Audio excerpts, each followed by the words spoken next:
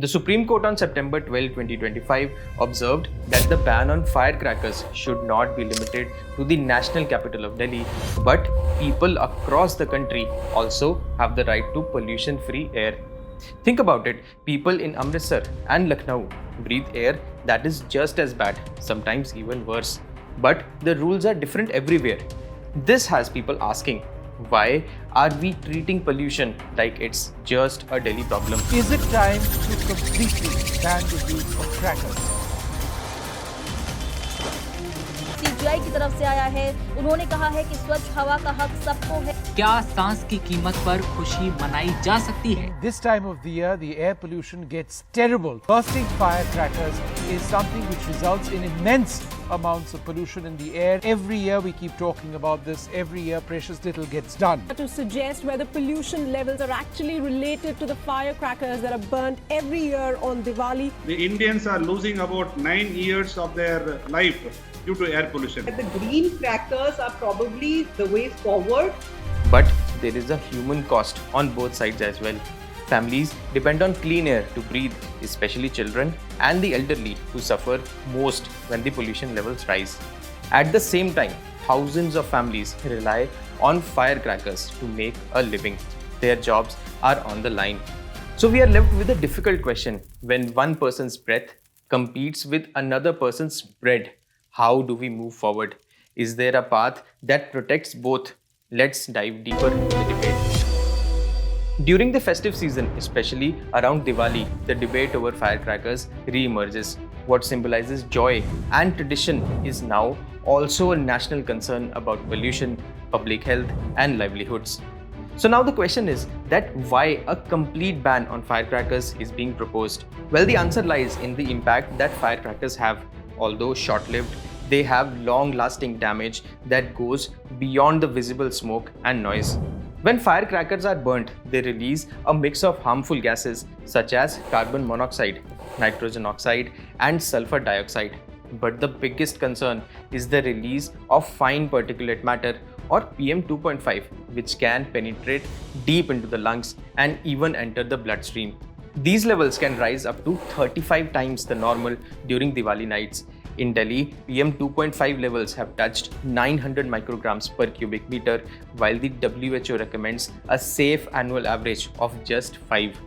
These particles cause or even worsen conditions like asthma, allergic bronchitis, and even certain types of cancer. During the COVID-19 pandemic, health experts were especially alarmed as air pollution could increase respiratory symptoms, leading to higher spread and severity of the infections. Another major concern is the loud, unpredictable explosions that cause extreme distress in animals, both wild and domestic. Birds abandon their nest and fly aimlessly at night, often injuring themselves. Pets suffer from anxiety, disorientation, and in some cases, trauma. Post-celebration, the ground is often littered with burnt casings and chemical residues. These are not just eyesores, but environmental hazards. Chemicals used in the fireworks can contaminate water bodies and soil, affecting fish development and even human thyroid function. Firecrackers also raise the risk of accidental fires, especially in dry forested areas, further endangering wildlife habitats. While the case for a ban is strong from an environmental and health perspective, the reality on ground makes total prohibition extremely difficult. The Indian firecracker industry is worth around 6,000 crore and is largely centered in Sivakasi, Tamil Nadu. This town produces over 90% of country's firecrackers. More than 8 lakh people, including many from marginalized communities, rely on this industry for their livelihood.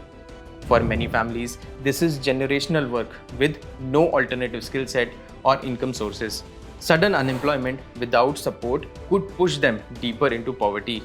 Past bans have already caused significant losses, with some estimates suggesting losses of over 800 crore in a single festival season. It is worth noting that despite temporary and regional bans, illegal trade of firecrackers has thrived. Police have seized thousands of kilos of crackers sold via delivery apps and disguised transport vehicles.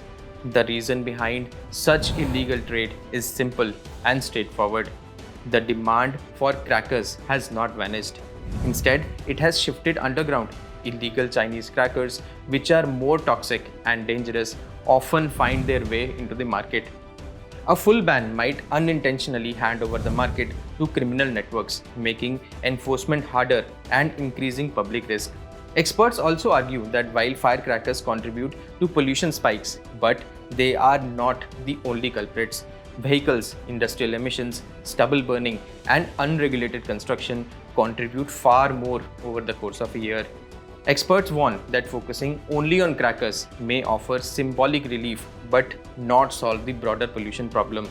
So what is the way forward? Well, it lies in adopting a balanced, inclusive approach. As rightly pointed out by the Supreme Court, a clear pan-India policy grounded in scientific data is essential. This will ensure that environmental justice is uniform across the country and that all citizens, regardless of location, are protected equally. Then comes green crackers, which are developed by CSIR and can reduce emissions by 15 to 30% and eliminate harmful substances like barium and aluminium. They come with QR codes for authenticity. Then comes the most important aspect of the firecracker industry. If this industry has to be shrinked, it should not happen at the cost of livelihood. The government, along with private sector and NGOs, must create job alternatives. These could include roles in renewable energy, recycling, or even green cracker production. Financial support, skill training, and small business grants can help these families transition smoothly. Just like other sectors, the use of technology here also offers exciting, eco-friendly alternatives. Laser shows, drone light formations, and electronic pyrotechnics can replicate the joys of fireworks without the side effects. Cities in Europe and Canada have adopted these with great success. India, with its rich tech talent, can become a leader in clean celebration innovations.